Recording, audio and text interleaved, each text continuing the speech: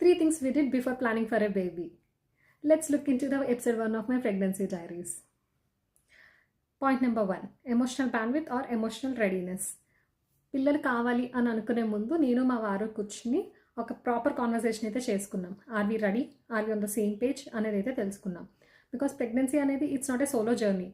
Partner support లేకుండా ఇది ముందుకైతే వెళ్ళదు. సో వీఆర్ 200% రెడీ, మాకు కావాలి అని అనుకున్న తర్వాతే నెక్స్ట్ స్టెప్కి వెళ్ళాం.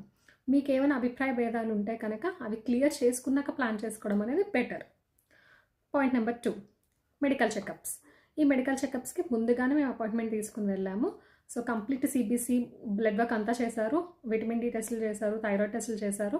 ఇవన్నీ కామన్గా అయ్యాయి. ఎక్స్ట్రాగా నాకు హార్మోనల్ టెస్టులు చేశారు. FSH, LH, ఇంకా ప్రెగ్నెన్సీ రిలేటెడ్ హార్మోన్స్ ఉంటాయి కదా, అవన్నీ చెక్ చేశారు. అండ్ అల్ట్రాసౌండ్ కూడా చేశారు. మా వారికి సెమెన్ అనాలిసిస్ 3 months చేసుకోమని చెప్పారు. వీటన్నిటిలో వచ్చిన రిజల్ట్ ఏంటంటే మేమిద్దరం కూడా ఎక్సెస్ వెయిట్ ఉన్నామని చెప్పారు.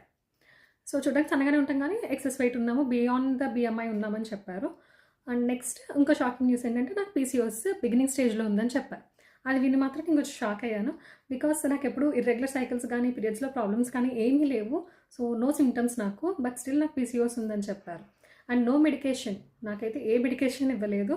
Life style changes is the key అని చెప్పారు డాక్టర్ నాకు. సో స్టెప్ నెంబర్ 3 ఏంటంటే లైఫ్ స్టైల్ చేంజెస్. ఈ లైఫ్ స్టైల్ చేంజెస్లో మా వారు ఇమీడియట్గా యాక్షన్ తీసుకుని బ్యాడ్మింటన్ జాయిన్ అయ్యారు, జంక్ కట్ చేసుకున్నారు, అండ్ ఎర్లీగా డిన్నర్స్ చేయడం స్టార్ట్ చేశాము.